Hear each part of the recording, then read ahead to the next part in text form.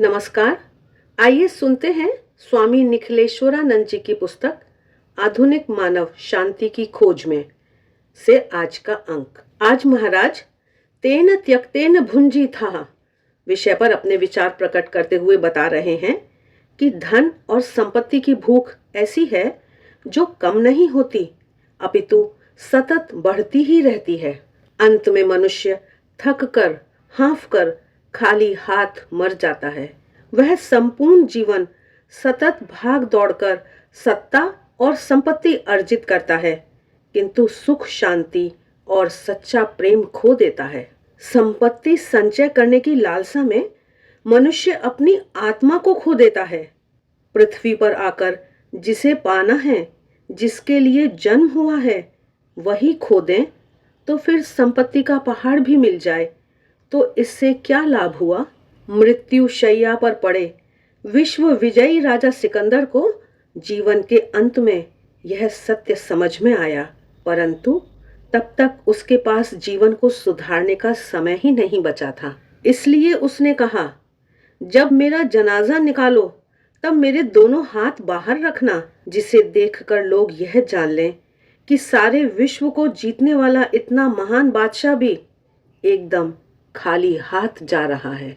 यद्यपि मनुष्य अपनी धन संपत्ति मृत्यु के बाद साथ में नहीं ले जाता है, परंतु उस धन या संपत्ति से संबंधित अनेक बातें उसके चित्त में सूक्ष्म रूप से साथ जाती हैं। महाराज बता रहे हैं कि यदि धन की लालसा हो, असंतोष हो, धन का उपयोग न कर सकने का दुख हो, या अनैतिकता से अर्जित धन के पीछे के दुष्कर्मों का पाप हो, ये सभी चित्त के संस्कार रूप में उसके साथ जाते हैं। इससे अगले जन्म में फिर इन संस्कारों के अनुसार जीवन बन जाता है। यदि इसी धन का सदुपयोग किया गया हो, गरीबों के कल्याण के लिए धन खर्च किया हो, तो ऐसे सत्कार्यों के द्वारा उसकी चेतना विशाल बनती है। उसके शुभ संस्कार उसके साथ जाते हैं। उसका यह जीवन तो सुख शांति में बीतता ही है, अगले जीवन में भी उसे सुख शांति मिलती है। इसलिए धनिकों के लिए सुख शांति प्राप्त करने का एक मार्ग यह भी है कि उन्हें अन्य लोगों के उत्कर्ष के लिए, कल्याण के लिए धन का उपयोग करना चाहिए।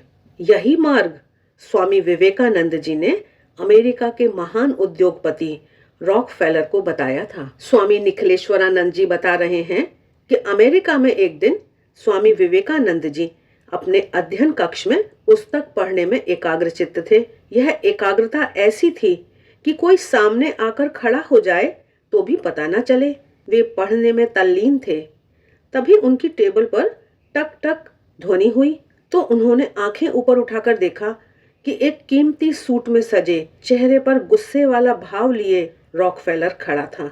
अपने सामने अचानक खड़े हुए व्यक्ति को देखकर स्वामी जी को आश्चर्य तो अवश्य हुआ, किंतु उनके आश्चर्य व्यक्त करने के पहले ही उस व्यक्ति ने कहा, मैं रॉकफेलर हूँ। यह कहते समय उसने सोचा होगा कि मेरा नाम सुनकर यह भारत का साधु खड़ा हो जाएगा और सम्मान करेगा, क्योंकि वह व्यक्ति तत्कालीन अमेरिका का सबसे समृद्ध उद्योगपति, पेट्रोलियम उद्योग का राजा था। पूरे अमेरिका में वह विख्यात था। सभी उससे मिलने के लिए आतुर रहते थे। यहाँ वह स्वयं चलकर इस सन्यासी को मिलने आया है तो सन्यासी बहुत सम्मान देगा, ऐसी उसकी धारणा थी। पर हुआ इसके विपरीत। स्वामी विवेकानंद जी ने तटस्थ भाव से पूछा, तुम्हें क्या चाहिए? स्वामी विवेकानंद जी के इस प्रश्न से उसे झटका लगा। अहंकार को थोड़ी चोट लगी, इसलिए उसने कहा, मुझे कुछ नहीं चाहिए। तब स्वामी जी ने दूसरा प्रश्न पूछा, तो किस लिए यहाँ पर आए हो? रॉकफेलर के पास इसका कोई उत्तर नहीं था। अपेक्षा से विपरीत परिस्थिति होने से वह प्रश्न का उत्तर नहीं दे सका। तभी स्वामी जी ने कहा, तुम्हारे मन में शांति नहीं है, इसलिए तुम शांति प्राप्त करने के लिए यहाँ आए हो। यह सुनकर उसे आश्चर्य हुआ, क्योंकि उसके मन में बिल्कुल शांति नहीं थी। अपने मित्रों के कहने से ही वह स्वामी जी के पास शांति के लिए आया था, परंतु स्वामी विवेकानंद जी को इसका पता कैसे चला, इसे वह समझ नहीं पा रहा था। तब फिर स्वामी जी ने उसके जीवन की कई घटनाओं के बारे में कहा, जिन्हें रॉकफेलर के अलावा कोई नहीं जानता था। उसने स्वामी जी से पूछा, किसने आपको यह सब बताया? तब स्वामी विवेकानंद जी ने कहा, मैं तुम्हारे मन की बातें उसी प्रकार से जान सकता हूँ जिस प्रकार से कांच की अलमारी में वस्तुएं दिखती हैं। इन बातों से रॉकफेलर को बहुत आश्चर्य हुआ और उसे स्वामी जी विस्मयजनक लगे। वह सुनता रहा। स्वामी जी ने कहा, यदि तुम्हारे मन को सच्ची शांति चाहिए तो तुम्हारे पास जो संपत्ति है उसका उपयोग गरीबों के कल्याण के लिए करो। तुम अपनी संपत्ति के स्वामी नहीं, संरक्षक हो। यह विपुल संपत्ति तुम्हें अनेक लोगों के कल्याण के लिए दी गई है। जब तुम इसका उपयोग वैसा करोगे तब तुम्हें सच्ची शांति मिलेगी। रॉकफेलर किसी से इस प्रकार के परामर्श लेने के लिए तैयार नहीं था। फिर वह अकिंचन सन्यासी की क्यों सुने? वह पैर पटकता चला गया। किंतु कुछ दिन बाद वह फिर स्वामी विवेकानंद जी से मिलने आया। अचानक आकर स्वामी जी के हाथों में एक कागज थमा दिया जिसमें उसने एक बड़ी दान राशि किसी सेवा भावी संस्था को देने की इच्छा प्रकट की थी। स्वामी विवेकानंद जी ने कागज पढ़ा पर कुछ बोले नहीं। तब रॉकफेलर ने कहा, स्वामी जी, आपको मुझे धन्यवाद देना चाहिए। आपकी बात को स्वीकार करके मैंने इस संपत्ति का दान किया है। तब स्वामी विवेकानंद जी ने कहा, मिस्टर रॉकफेलर, धन्यवाद तो तुम्हें मुझे देना चाहिए क्योंकि मैंने तुम्हें सच्ची शांति का मार्ग बताया है। इसके बाद तो रॉकफेलर ने अपनी संपत्ति का बड़ा भाग लोक कल्याण के कार्यों में लगाया। अपनी आत्मकथा में उसने लिखा है, हम जितनी दूसरों की सेवा करेंगे उतनी अधिक शांति हमें मिलेगी। शांति का यह मार्ग उसे स्वामी विवेकानंद के पास से इस प्रकार मिला था, तुम अपनी संपत्ति के स्वामी नहीं, ट्रस्टी हो। ट्रस्टीशिप मैनेजमेंट के गांधी जी के दिए हुए इस सिद्धांत की प्रस्तुति 100 वर्ष पहले स्वामी विवेकानंद जी ने अमेरिका के महान उद्योगपति रॉकफेलर के समक्ष की थी। लेकिन यह सिद्धांत भारतीय संस्कृति के लिए नया नहीं है। हमारी महान संस्कृति की नींव इस सिद्धांत पर खड़ी है। ईशोपनिषद का प्रथम श्लोक ही इस सिद्धांत को प्रकट करता है। ईशावास्यम इदम सर्वम यत् किंच जगत्याम जगत तेन त्यक्तेन भुंजी था माँ गृध कस्य स्विद्धनम। अर्थात इस जगत में जो कुछ भी है वह ईश्वर से व्याप्त है, इसलिए उसका त्याग पूर्वक उपभोग करो। किसी दूसरे के धन की स्पृहा मत करो। इस एक श्लोक में धन की प्राप्ति, उपभोग और वितरण का सिद्धांत आ जाता है। आधुनिक समाजवाद का मूल भी इस श्लोक में है। यहाँ धन संपत्ति प्राप्त करने का निषेध नहीं है, उसके उपभोग का निषेध नहीं है। केवल स्वार्थ त्याग करके उपभोग करने की बात है।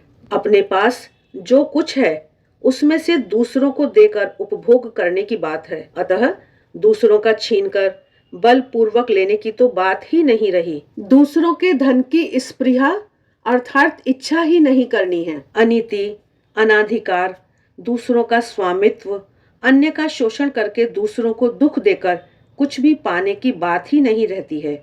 यहाँ तो धन धर्म और नीति के मार्ग से मिलता है, उसमें से भी अन्य को देकर फिर स्वयं के उपभोग करने की मनुष्य धर्म की बात कही गई है। स्वामी निखिलेश्वरानंद जी आगे बता रहे हैं कि हमारी भारतीय संस्कृति के आधार स्तंभ 4 पुरुषार्थ हैं, धर्म, अर्थ, काम और मोक्ष।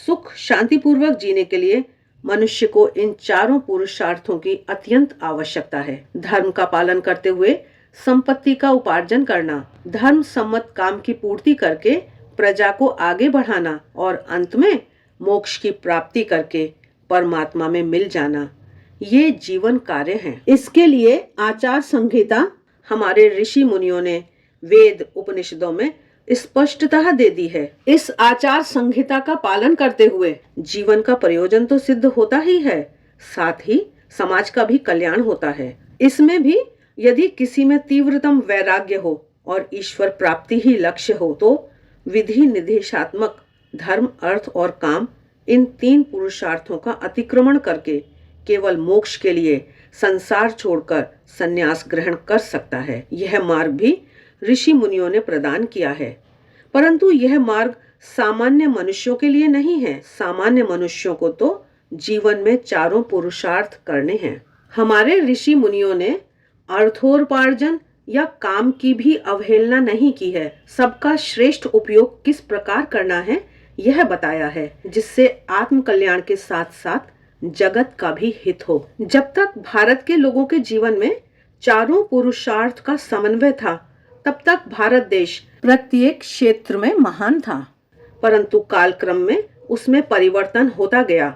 हजारों श्रेष्ठ मनुष्य संन्यास की दीक्षा लेकर भिक्षु और मुनि बनने लगे। इसके परिणाम स्वरूप उच्च स्तर का बुद्धि प्रधान अंग समाज में रहने के बदले वनों, जंगलों और अरण्यों में चला गया। समाज दुर्बल बन गया, संपत्ति और शक्ति विहीन हो गया। इसके कारण बाहर के आक्रमणों, शक, हूण, मुस्लिम और ईसाई के सामने टक्कर नहीं ले सका और भारत देश परतंत्र हो गया। जीवन में केवल दुख ही दुख है, इसलिए जीवन को त्याग दो और जंगल में जाकर मोक्ष के लिए आराधना करो तथा इस जीवन से मुक्ति प्राप्त कर लो। यह निषेधात्मक मार्ग है। महाराज बता रहे हैं कि ऐसे निषेधात्मक व्यवहार के कारण भारत दरिद्र बन गया। इसके विपरीत दूसरा मार्ग है, शरीर धारण किया है तो आनंद कर लो, कल का किसे पता है। जितना भोगना है उतना भोग लो, यह भोगवाद है। चार्वाक का मत है, यावत जीवेत सुखम जीवेत ऋणम कृत्वा घृतम पिबेत, अर्थात दूसरे जन्म का क्या पता, इसलिए इसी जन्म में भोग लो।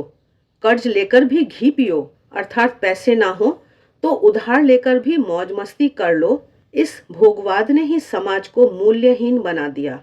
इस त्यागवाद और भोगवाद के दो अंतिम छोरों को अपनाना भारत के पतन का महत्वपूर्ण कारण है। महाराज आगे बता रहे हैं कि आज भी भारत की कुल जनसंख्या के लगभग 28% लोग गरीबी रेखा के नीचे जी रहे हैं।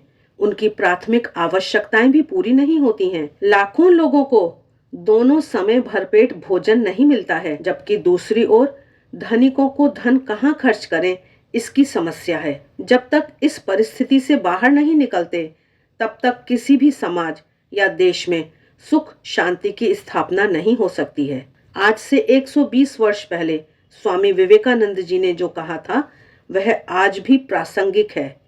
एक पत्र में उन्होंने लिखा, इन सब विचारों के कारण, विशेषकर देश की गरीबी और अज्ञानता के विचारों के कारण सारी रात मुझे नींद नहीं आई। कन्याकुमारी के समुद्र में एक शिला पर बैठकर उन्होंने एक योजना बनाई। हम इतने सारे सन्यासी भ्रमण करते रहते हैं और लोगों को धर्म उपदेश देते रहते हैं, यह निरा पागलपन है। क्या हमारे गुरुदेव नहीं कहते हैं कि भूखे पेट धर्म नहीं हो सकता। दरिद्र लोग पशुवत जीवन जी रहे हैं, उसका कारण केवल अज्ञान है। हम युगों से उनका शोषण करते आए हैं, उन्हें पैरों के नीचे कुचलते आए हैं। इस दरिद्रता को दूर करने के लिए धनिकों को त्याग और सेवा का आदर्श चाहिए। यह बात स्वामी विवेकानंद जी ने प्रेम पूर्वक बताई है। भारतीयों की आत्मा को झकझोरते हुए उन्होंने कहा था, हे भारत, तुम मत भूलना कि तुम्हारी नारियों का आदर्श सीता, सावित्री, दमयंती हैं। मत भूलना कि सर्वत्यागी उमानाथ शंकर तुम्हारे भगवान हैं। मत भूलना कि तुम्हारा विवाह, तुम्हारा गृहस्थ आश्रम, तुम्हारा धन, तुम्हारा जीवन इंद्रिय सुख के लिए, तुम्हारे व्यक्तिगत सुख भोग विलास के लिए नहीं है। मत भूलना कि तुम जन्म से माता के लिए वेदी पर बलिदान के लिए रखे गए हो। मत भूलना कि तुम्हारा समाज उस विराट महामाया की छाया मात्र है। मत भूलना कि नीच, अज्ञानी, दरिद्र, चमार और मेहतर तुम्हारा रक्त और तुम्हारे भाई हैं। हे वीर, साहस का आश्रय लो। गर्व से कहो कि मैं भारतवासी हूँ और प्रत्येक भारतवासी मेरा भाई है। बोलो कि अज्ञानी भारतवासी, निर्धन भारतवासी, ब्राह्मण भारतवासी, चांडाल भारतवासी सब मेरे भाई हैं। तुम भी कटी मात्र में वस्त्र लपेटकर गर्व से पुकार कर कहो कि भारतवासी मेरा भाई है, भारतवासी मेरे प्राण हैं, भारत के देवी देवता मेरे ईश्वर हैं, भारत का समाज मेरा पालना है, मेरे यौवन का उपवन और मेरे बुढ़ापे की वाराणसी है। भाई बोलो कि भारत की मिट्टी मेरा स्वर्ग है, भारत के कल्याण में मेरा कल्याण है। रात दिन कहते रहो, हे गौरीनाथ, हे जगदम्बे, मुझे मनुष्यत्व दो। माँ, मेरी दुर्बलता और कापुरुषता दूर कर दो, मुझे मनुष्य बना दो।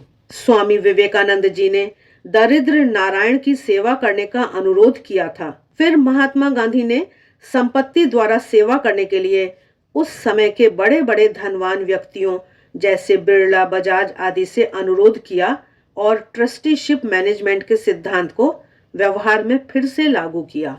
आज विश्व के सबसे अधिक धनाढ्यों में से एक माइक्रोसॉफ्ट कंपनी के चेयरमैन बिल गेट्स ने अपनी संपत्ति गरीबों के कल्याण के लिए दान में देने की घोषणा की है। इस दान की प्रेरणा उन्हें भारत में आने के बाद हुई। वे प्रतिदिन सोने से पहले स्वामी विवेकानंद जी की पुस्तकें पढ़ते हैं, यह उन्होंने समाचार पत्रों में बताया है।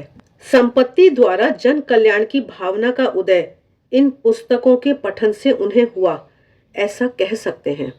महाराज आगे बता रहे हैं कि साम्यवाद पर आधारित अर्थतंत्र कितना खोखला है और उससे सामान्य जनता कितनी दुखी होती है, यह रूस की निष्फलता से सिद्ध हो गया है। दूसरी ओर पूंजीवाद पर आधारित मैनेजमेंट भी निष्फल होता जा रहा है।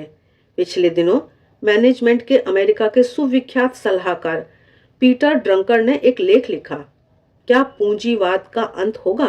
पूंजीवाद के राक्षस ने आजकल अच्छे खासे उद्योगों को मंदी के गर्त में धकेल दिया है। विकसित देशों को भी बेकारी का प्रश्न सता रहा है। इसलिए अब विश्व के देश उद्योगों की समस्या का स्थायी समाधान करने के लिए भारतीय मैनेजमेंट की ओर मुड़ रहे हैं। 1 अगस्त 1999 के टाइम्स ऑफ इंडिया में एक लेख आया था जिसमें लिखा था कि समग्र विश्व में वैदिक प्रबंधन एक नया मंत्र बन गया है। प्रबंधन में भारतीय प्रबंधन को 4th वेव कहा जाता है, जिसमें पहली लहर थी ब्रिटिश प्रबंधन, ब्रिटिश मैनेजमेंट की, दूसरी लहर थी अमेरिकन मैनेजमेंट की, तीसरी लहर आई जापानी मैनेजमेंट की और अंत में चौथी लहर आई है भारतीय प्रबंधन की, भारतीय मैनेजमेंट की, वैदिक प्रबंधन की। शेष सभी मैनेजमेंट में पैसा तो मिलता है पर शांति नहीं मिलती है। अब लोग ऐसी कार्य प्रणाली चाहते हैं जिसमें शांति और समृद्धि दोनों मिले और यह केवल भारतीय प्रबंधन में ही मिलती है। इसलिए अमेरिका की कई बड़ी कंपनियां अब भारतीय प्रबंधन की ओर बढ़ रही हैं। महाराज बता रहे हैं कि हमारा प्राचीन आदर्श है त्याग करके भोग करो। इसमें उपभोग का निषेध नहीं है, अपितु साथ साथ अन्य के लिए त्याग करने का भी समावेश है। यह आध्यात्मिकता की नींव पर बनाया गया ट्रस्टीशिप मैनेजमेंट का सिद्धांत अब विश्व के देशों को अपनाना आवश्यक हो गया है, क्योंकि यही एकमात्र सिद्धांत ऐसा है जो सर्वव्यापी समृद्धि का सिद्धांत है, जिसमें मालिक और मजदूर के बीच कोई भेद नहीं है। इसलिए उत्पादन की कोई समस्या पैदा नहीं होती है। धन के असमान वितरण से उत्पन्न समस्याएं खड़ी नहीं होती हैं। इसलिए उत्पादन में वृद्धि होती रहती है, सबकी समृद्धि बढ़ती रहती है। इस समृद्धि में केवल मालिकों का हिस्सा ही नहीं होना चाहिए, बल्कि सारे कर्मचारियों और संपूर्ण समाज का हिस्सा होना चाहिए। ऐसे समाज में कोई भूखा दुखी नहीं हो सकता। सर्वे भवन्तु सुखिनः की भावना साकार होनी चाहिए, तब वह सच्चा समाजवाद होगा। जब इसकी पूर्ण स्थापना होगी तब भारत के ऋषियों का दर्शन वसुधैव कुटुंबकम या यत्र विश्वम भवत्येकनीडम साकार होगा। आशा है आज का यह वीडियो आपको अच्छा लगा है। वीडियो अंत तक देखने के लिए आपका बहुत बहुत धन्यवाद।